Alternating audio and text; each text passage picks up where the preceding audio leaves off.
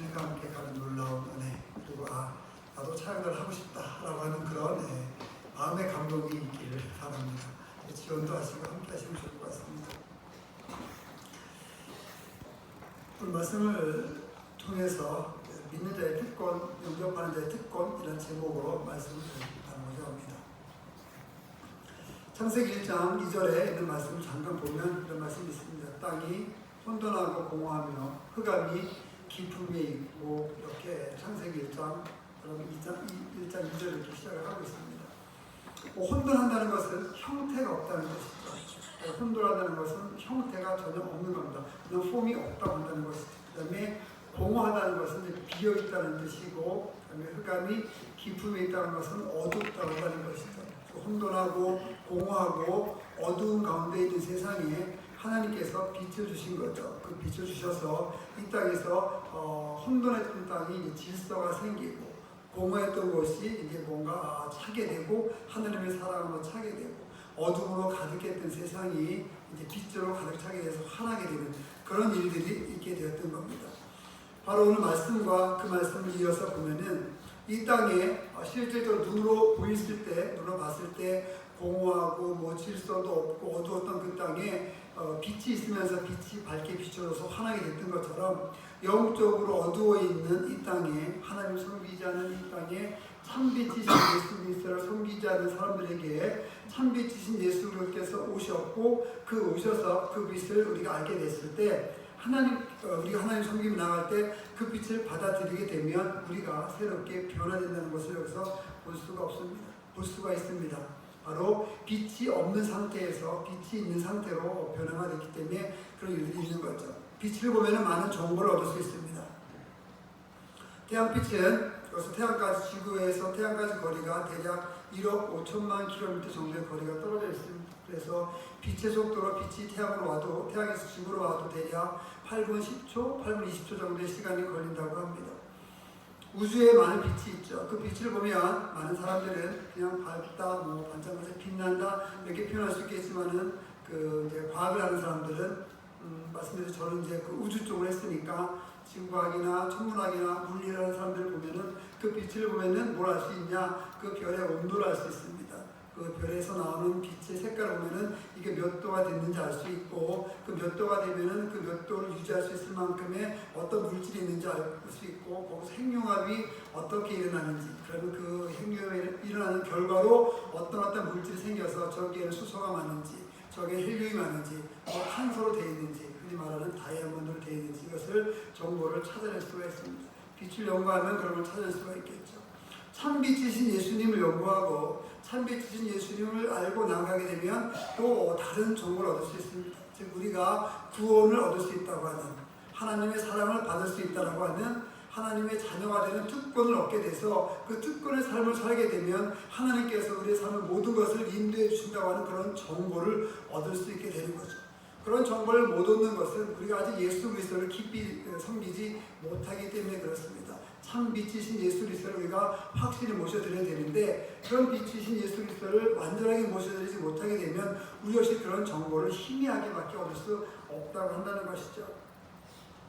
세례 요한은 바로 참 빛이신 예수 그리스도, 혼돈된 땅, 공허한 땅, 어둠에 가득한 이 땅을 새롭게 변화시켜서 정말 그 사람들이, 그렇게 어둠 속에 있는 사람들이 예수 그리스도를 보게 하기 위해서 열심히 사역하고 수고하고 순교했던 그 존재가 바로 세례 요한이었다 한다는 겁니다.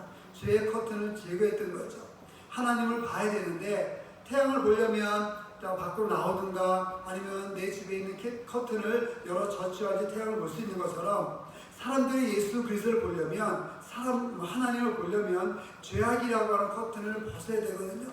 사람이 눈앞에 있는, 주위를 둘러싸고 있는 죄악이라고 하는 커튼, 혼돈이라고 하는 커튼, 공허의 커튼, 어둠의 커튼, 내 하나님 섬기는 것을 방해하는 모든 죄를 주는 그런 모든 커튼, 그런 장애물을 젖혀야지만은 하나님을 볼 수 있는데, 세상 사람들은 그것을 볼 수 없기 때문에 세례 요한이 모든 사람들이 바로 그 하나님을 볼 수 있게 하기 위해서, 예수 그리스도를 볼 수 있게 하기 위해서 그 커튼을 열어 젖히기 위해서, 죄악의 커튼을 열어 젖히기 위해서, 바로 그것을 증거하기 위해서 이곳에 이 땅에 오신 사람이 바로 세례 요한이라고 한다는 것입니다. 그는 이 커튼을 여치기 위해서 수많은 노력했고 수많은 기도했습니다. 그리고 결국에는 감옥에서 순교를 당하는, 목이 잘려져 나가는 그런 순간에서도 그는 예수 그리스도를 증거하고 많은 사람들이 참 빛이신 예수 그리스도를 참 믿을 수 있게끔 그가 사역했던 것을 볼 수 있습니다. 여러분을 통해서 많은 사람들이 참 빛이신 예수 그리스도를 만나기를 주님의 이름으로 축원을 드립니다. 사람을 만나보면 이런 사람이 있습니다. 어떤 사람을 만나면은 그냥 시간을 보내고 오천에서 커피도 마시고 차도 마시고 함께 등산도 하고 골프도 하고 놀러 다니고 식사도 하고 영화도 함께 보고 많은 시간을 함께 보냈어요. 근데 그 사람을 만나고 나서 저녁 때 가게 되면 뭔가 허전해. 뭔가 그 사람 만나면 그냥 밝아야 되는데 그 사람 만나면 우울하고 뭔가 인생이 비관적이 되고 우리나라가 망할 것 같고 직장이 망할 것 같고 이렇게 느껴지는 사람이 있습니다. 반면 어떤 사람은 그 사람 만나보면은 특별히 하고 없는 것 같은데 너무 밝으니까 너무나 희망이 사니까 그 사람을 만나면 그 희망이 나에게도 오는 것 같아요. 그 사람과 차를 마시면 나도 밝아지고 그 사람과 어떤 운동을 하게 되면 나도 기분이 좋아지고 뭔가 기분이 좋아지는 그런 밝은 모습을 가진 사람이 있습니다. 어떤 사람이 빛의 모습을 소유한 사람이겠습니까? 나중 사람이겠죠. 여러분이 누군가가 여러분과 함께 어떤 행동을 하고 어떤 모임을 갖게 된다 한다면 여러분의 모습을 통해서 여러분 속에 있는 참빛, 여러분 안에 있는 참빛이신 예수 그리스도의 은혜와 능력이 사랑이 나타나서 누군가가 여러분을 만나게 되면 그 사람이 원인도 모르지만 그냥 기쁘고 즐겁고 그런 삶을 살 수 있게 되기를, 그런 은혜를 얻게 되기를 주님의 이름으로 축원을 드립니다. 바로 이 일을 위해서 세례 요한이 왔고 바로 이 일을 위해서 우리가 지금 살아가고 있다 한다는 것을 꼭 기억하시기 바랍니다. 9절을 보겠습니다. 참빛 곧 세상에 와서 각 사람에게 비추는 빛이 있었다 했습니다. 태양빛이나 이 주변의 빛은 어둠 속에 지하에 가거나 아니 불을 켜지 않으면 그 빛을 볼 수가 없습니다. 하지만 예수 그리스도 참빛이신 예수 그리스도는 우리가 어디 있든지 다 볼 수 있습니다. 태양빛은 건물이 있으면 그늘에 가릴 수 있습니다. 어떤 것이 가려지게 되면 그 빛이 완전히 비치지 못합니다. 하지만 예수 그리스도, 참빛이신 예수 그리스도는 우리가 지하실에 있거나 어둠 가운데 있거나 어떤 가운데 있든지 우리를 환하게 비춰준다는 사실을 꼭 기억하시기 바랍니다. 그 예수 그리스도께서 여러분에게 오셔서 우리의 삶을 혼돈, 공허, 어둠의 삶이 아닌 밝고 질서가 있고 희망이 있는 그런 기쁨이 넘치는 삶으로 하나님께서 예수 그리스도께서 우리를 바꿔주시는 것입니다. 그러한 삶은 참 빛이신 예수 그리스도를 받아들였을 때만, 우리가 받아들였을 때만 그것이 가능한 거죠. 구원 얻는 것은 1초도 걸리지 않습니다. 예수님 믿습니다. 이러면 구원 얻는 거죠. 예수님께서 십자가에 달려 돌아가시고 부활하시고 하늘에 올라가셔서 하나님 우편에 앉아 계셔서 지금도 우리를 주관하고 계셔서 우리를 인도하고 계시고 제가 그것을 믿습니다. 이것을 고백하는데 그리 오랜 시간이 걸리지 않습니다. 하지만 믿음의 생활은 그 1초가 아니라 영원토록 지속되는 것이죠. 예수님을 받아들였을 때, 하나님을 받아들였을 때 구원의 은혜가 우리에게 오고 바로 참빛이신 예수 그리스도가 우리를 통해서 다른 사람들에게 전파된다 한다는 것입니다. 그 참빛이신 예수 그리스도를 평생토록 섬기며 나아갈 수 있는 우리 모두가 되기를 주님의 이름으로 축원을 드립니다. 10절을 보겠습니다. 이 참빛이신 예수 그리스도께서 이 세상에 오셨습니다. 이 세상에 계셨습니다. 세상은 하지만 그로 말미암아 진바되었지만은 세상이 그를 알지 못했다 했습니다. 알지 못했고 알려고 노력하지도 않았습니다. 참빛이신 예수 그리스도께서 이 땅에 오셔서 이 세상에 계셨는데 예수 그리스도가 이 모든 것을 다 지으셨음에도 불구하고 세상이 이들을 알아보지 못했다 그랬습니다. 여기서 거절이라고 하는 단어가 나옵니다. 사람들은 누구나 거절을 당합니다. 누구나 배신을 당하고 누구나 상처를 받게 되죠. 상처를 받았다 한다는 것은 상처를 줬다는 겁니다. 배신을 당했다 한다는 것은 내가 누군가를 배신한 적이 있었다 한다는 그런 것을 우리가 담고 있습니다. 사람은 상처받으면 굉장히 많이 힘들어합니다. 상처받을 때 이렇게 얘기할 수 있습니다. 나 당신 때문에 상처받았어. 이렇게 얘기하면 상처 준 사람은 내가 언제 당신에게 상처를 줬지? 내가 무슨 상처를 줬어? 이렇게 얘기하면은 상처받은 사람이 이렇게 얘기할 수 있습니다. 당신이 그때 이 자리에 다리를 꼬고 앉아서 옷은 이렇게 입고 자켓은 이렇게 입고 안경은 이렇게 쓰고 눈빛은 이렇게 보면서 얼굴을 찡긋찡긋하면서 나한테 상처를 줬잖아. 이렇게 상처받은 사람은 너무 정확하게 기억하는 거예요. 몇 날, 몇 월, 며칠, 몇 시까지 그날의 날씨와 환경까지 다 기억하면서 그때 비가 오고 있었는데 그랬잖아. 이렇게. 상처 준 사람은 안 그러죠. 내가 뭘 미치는 거죠. 상처받은 사람은. 우리는 상처받은 것은 정확하게 기억합니다. 근데 내가 상처 준 것은 기억하지 못해요. 우리는 누구나 상처를 주고 받고 그렇게 살게 됩니다. 그러면서 거절이라는 것을 경험하는 것이죠. 아이들은 엄마 아빠가 모든 것을 다 해줄 거라 생각했어요. 엄마 아빠가 하나님이죠. 신입니다. 다 해줄 거라 생각했는데 어느 날 갑자기 엄마 나 이거 사주니까 엄마가 그거 안 돼. 거절감을 느끼는 거죠. 그다음에 아빠한테 가서 얘기합니다. 아빠 이거 하나 사줬으면 좋겠어. 이렇게 해줬으면 좋겠어. 아빠가 그거 안 돼. 하면 안 돼. 라고 얘기하는 순간 우리는 거절감을 느끼는 거예요. 부모가 자식에게 얘기합니다. 야 우리 한번 밥 한번 먹으러 갈까? 아빠 바빠서 안 돼요. 그럼 거절감을 느끼는 겁니다. 딸이 얘기할 때 딸에게 얘기할 야 우리 한번 엄마가 그냥 오늘 목욕이나 한번 갈까? 얘기할 때 모르겠습니다. 엄마들은 딸이랑 목욕하는 것을 굉장히 좋아한다고 생각합니다. 제가 들은 바에 의하면 엄마가 딸한테 그냥 목욕이나 한번 갈까? 딸이 엄마 나 바빠 나 못해 얘기하면은 엄마는 그래 알았어 라고 얘기하지만은 그때부터 거절감을 받게 되고 그때 알게 모르게 상처를 받게 되는 거죠. 세상에서는 상처를 줄 수밖에 없고 상처를 받을 수밖에 없습니다. 왜 그러냐? 창세기 1장 2절에 나온 것처럼 이 세상의 빛이 오기 전은요 혼돈하고 비어 있었어요. 혼돈하고 형태가 없었죠. 혼돈하고 공허하며 흑암이 깊은 위에 있고, 그러니까 이 세상은 좀 어두운 가운데 있었기 때문에 이 세상에서는 그런 존재이기 때문에 예수 그리스도의 빛이 들어가기 전에는 하나님께서 주시는 예수 그리스도 참 빛이 들어가기 전에는 이 땅에서는 어쩔 수 없이 어두운 가운데 살아갈 수밖에 없고 공허한 가운데 살아갈 수밖에 없다고 한다는 거죠. 여러분 신경 안정제 약이 자살을 방지하는 약이 정말 잘 사는 나라에서 더 많이 팔린다고 한다는 것은 자살하는 사람들이 잘 사는 나라에서 소득 수준이 높은 나라에서 더 많이 일어난다고 한다는 것은 역설적으로 돈이 많다고 행복한 것이 아니라고 한다는 것이죠. 이것은 참빛이 아니라 가짜빛, 거짓빛을 따르기 때문에 나타나는 그런 현상입니다. 참빛이신 예수 그리스도를 올바로 섬기게 되면은 하나님을 알게 되고 참 사랑의 길로 가게 되고 평안한 길로 가게 되는데 세상은 참빛이 아니라 거짓빛을 추구하고 있습니다. 그래서 마약을 하고 술을 먹고 어떤 철학을 가지고 하나님이 아닌 예수님이 아닌 성경 말씀이 아닌 다른 것으로 위안을 얻으려고 하는 거죠.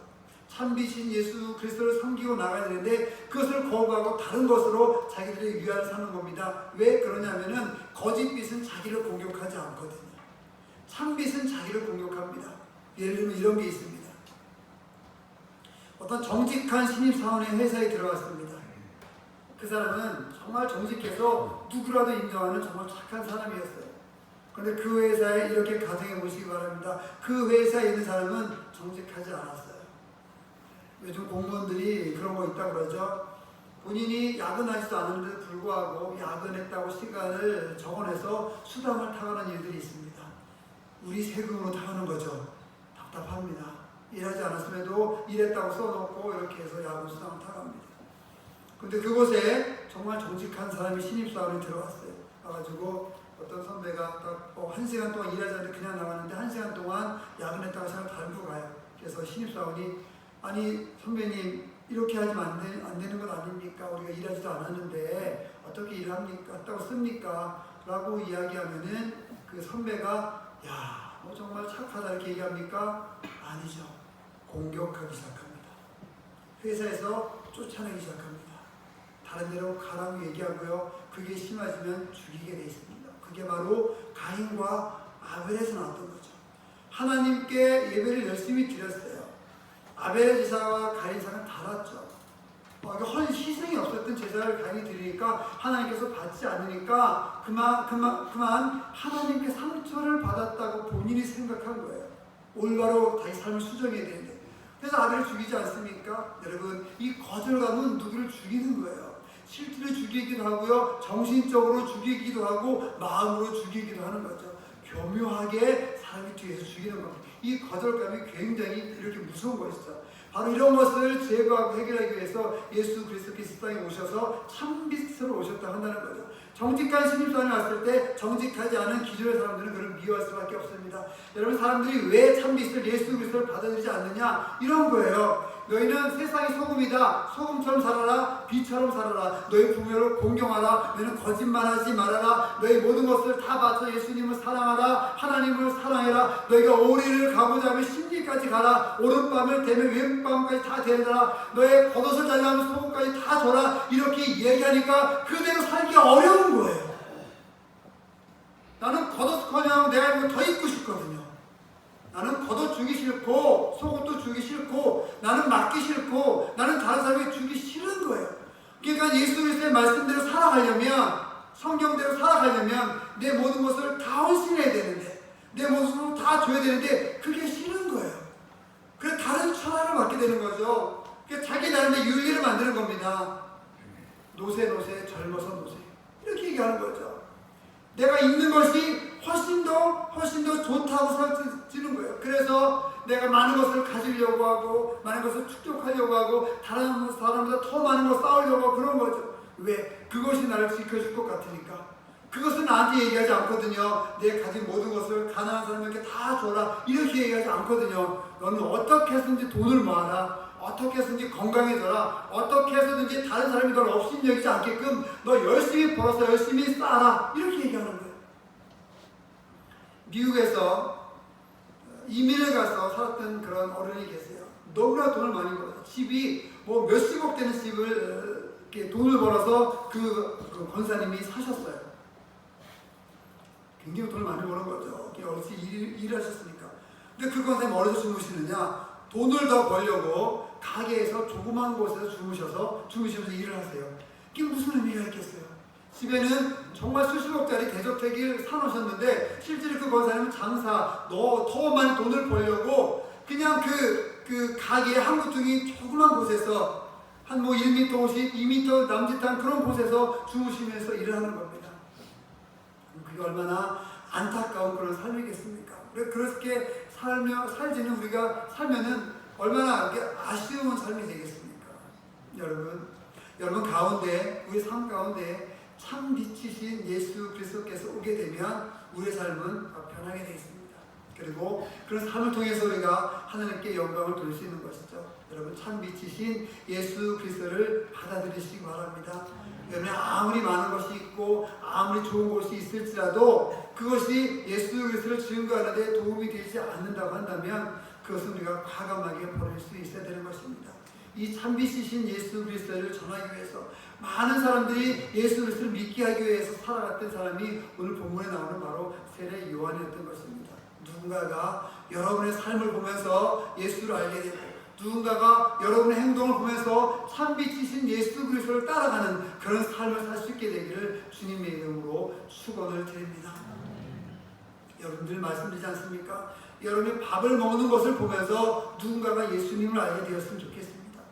여러분이 정말 맛있고 좋은 곳이 있어서 내가 정말 그것을 꼭 먹어야 되는데 정말 내가 일생의 어떤 그런 목표 중에 하나다.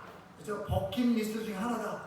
그것이 내가 이 음식을 먹는 거다 라고 가정했을 때 그 음식을 먹음으로 인해서 누군가가 뭐 예수님이 참 저래 라고 한 사람이라도 이야기한다면 여러분은 안 먹지 않겠어요?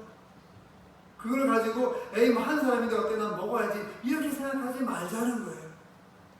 여러분의 행동이 그 어떤 것이든지 간에 삶이 그 어떤 것이든지 간에 그것이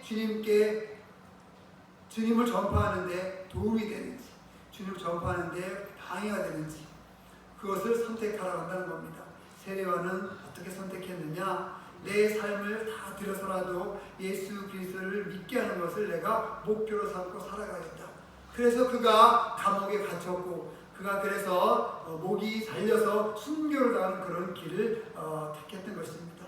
우리 역시 이렇게 나갔으면 좋겠습니다. 우리가 목이 잘려서 죽을 만큼 그렇게 솔직하게 그만한 신앙의 힘은 저나 여러분에게 없을 것 같습니다. 솔직한 힘은 저에게도 없습니다.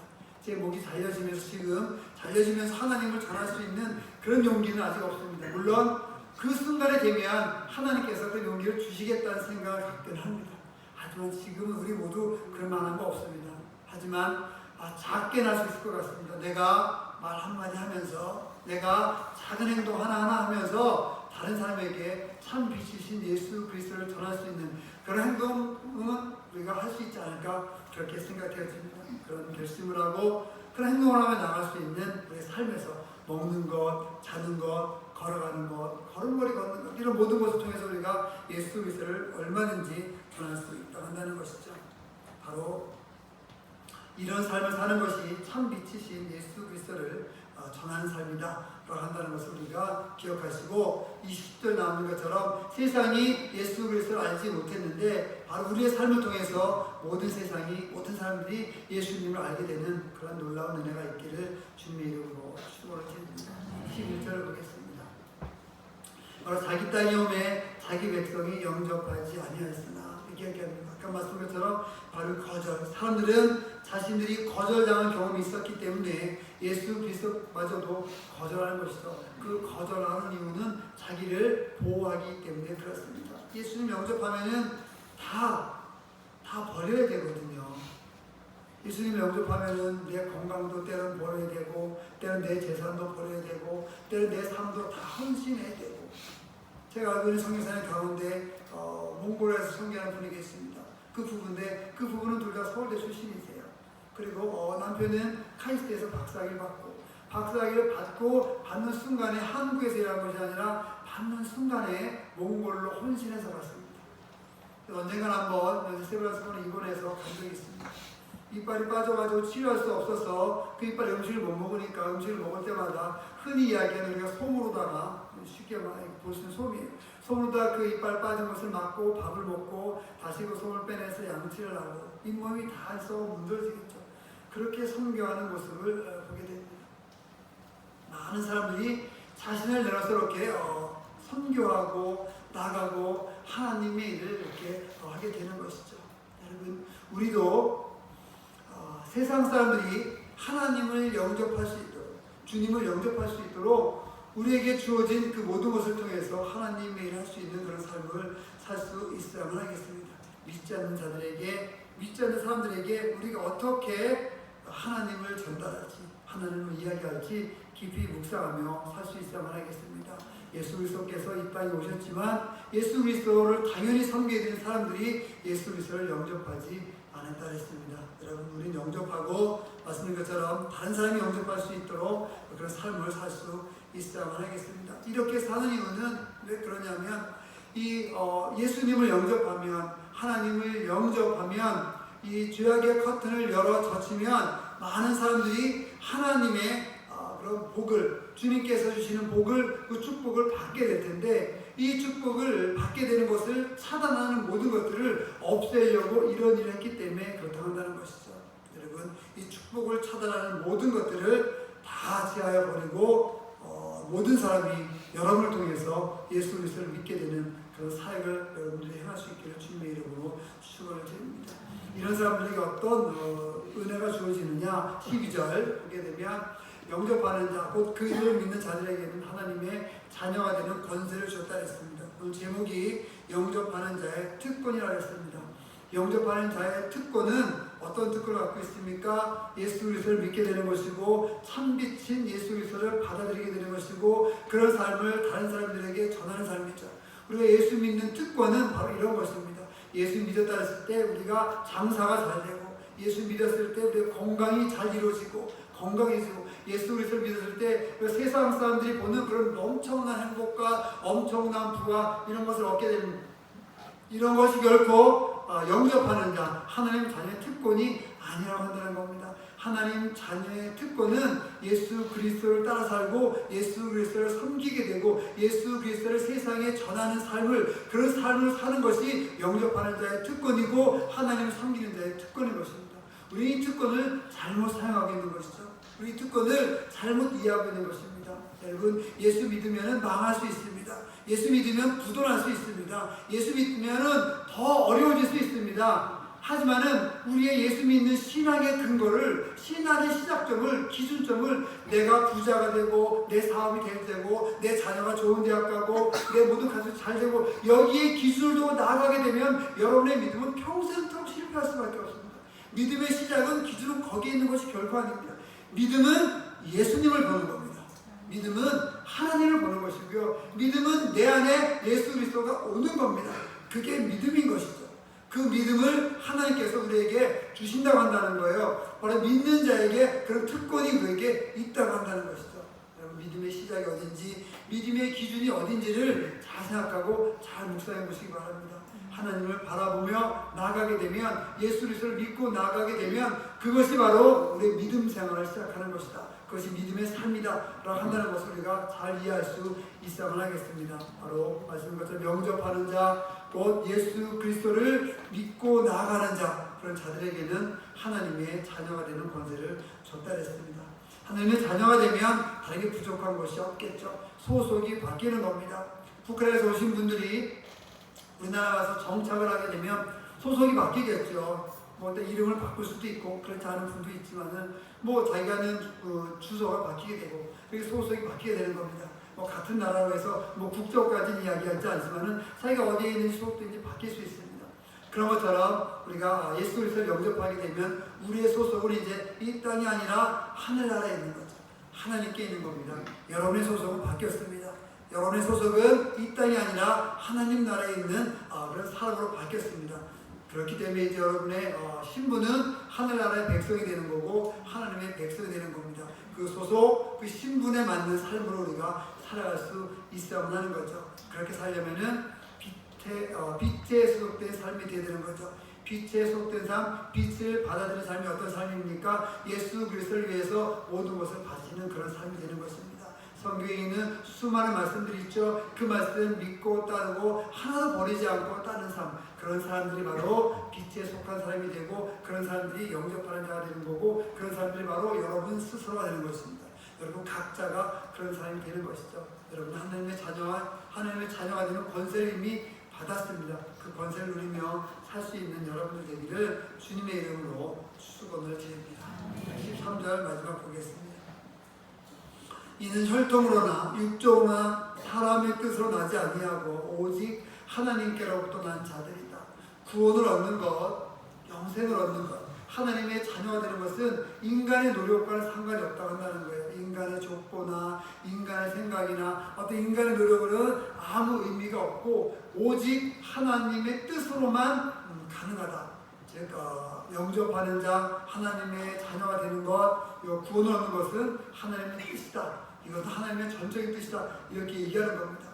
많은 종교들은 자신들이 노력하면 구원을 얻을 거라 생각합니다. 그래서 108번 기도를 한다든지 1000번 동안 어떤 그 돈을 드린다든지 어떤 고행을 해가지고 힘들게 걷는다든지 무릎을 꿇어서 물이 피가 나도록 걸어가면서 그렇게 되면 그 모습을 보고 자기가 섬기는 신이 자기를 구원해 줄 거라 이렇게 생각합니다. 하지만 기독교는 그렇지 않습니다. 모든 종교는 인간이 어떤 신을 찾아가는 거지만 기독교는 하나님이 인간을 찾아온 종교입니다. 예전에 유럽에 갔을 때 베드로 성당에 간 적이 있습니다. 여러분 중세 때 어떤 일이 있었냐면은 면죄부라는 걸 팔았습니다. 돈으로 구원을 사는 거였습니다.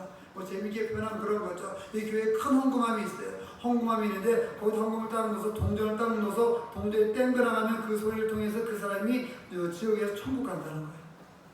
부모가 만약에 지옥 가는 천국 가는 헷갈리면은 헌금 많이 하면은 그 헌금 많이 한 거 보고 지옥에 있었던 부모님을 천국으로 바꿔준다고 한다는 거예요. 아주 웃긴 얘기죠.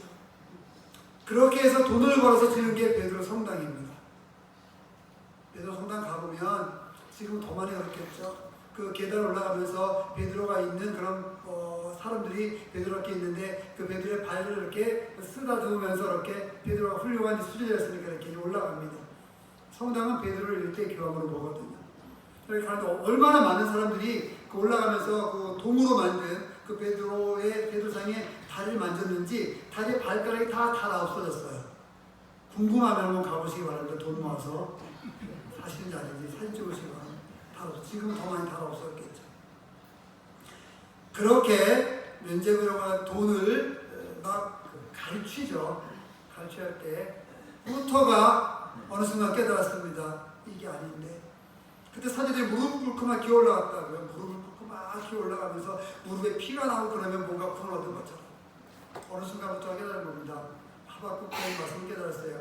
오직 의인은 믿음으로 말미암아 살리라. 이게 아닌데.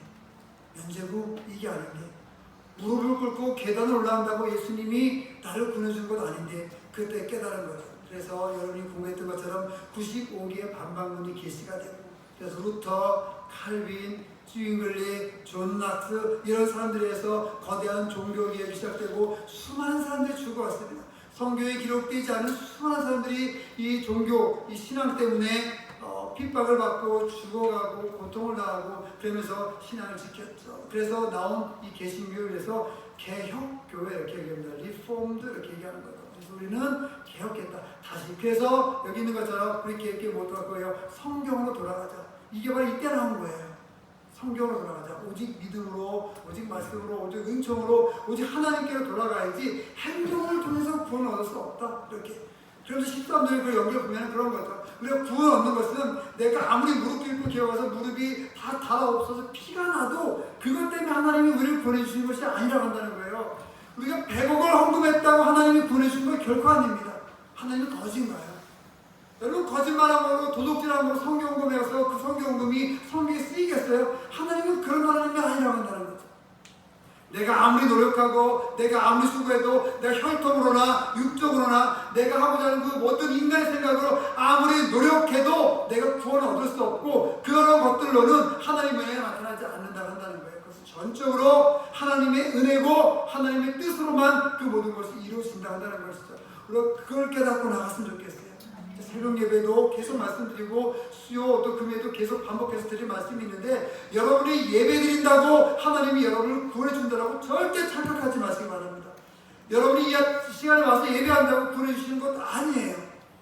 여러분이 헌금한다고 예수님이 하나님이 여러분 구원해 주시는 것 아닙니다. 구원해 주셨기 때문에 감사해서 예배 드리는 거예요. 구원해 주셨기 때문에 감사해서 헌금하는 거죠. 구원해 주셨기 때문에 그게 감사해서 내가 매일같이 교회에 와서 헌신하고 수고하고 청소하고 이렇게 하는 겁니다. 이 선후관계가 바뀌면 큰일 나는 겁니다.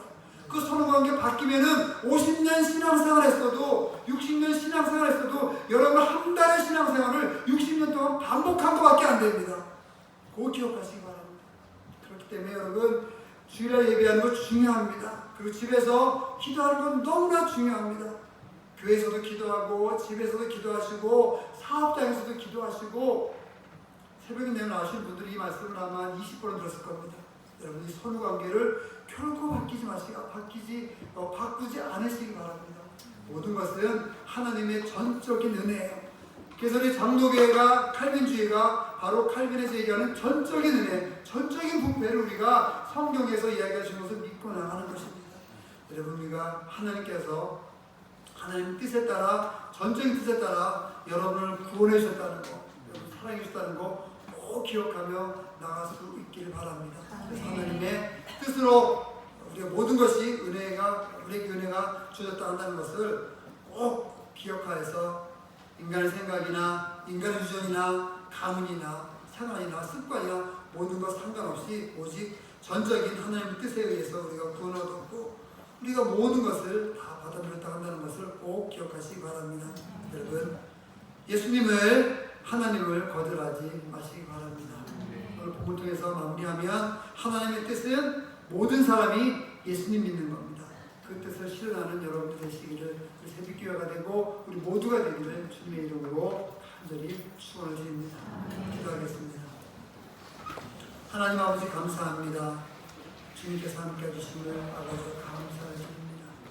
참 빛이신 예수 그리스도를 저희들이 잘 받아서 하나님 아버지 세상에 전하는 삶을 살 수 있도록 함께하여 주시옵소서. 우리에게 주신 것은 전적으로 모든 것이 다 하나님의 은혜인 것을 압니다. 하나님의 뜻에 따라, 하나님의 은혜에 따라 우리가 모든 것을 주님으로부터 받았사오니 이것을 기억하고 믿고 경배하며 찬양하며 나아가게 하여 주시옵소서. 예수님의 이름으로 기도드립니다.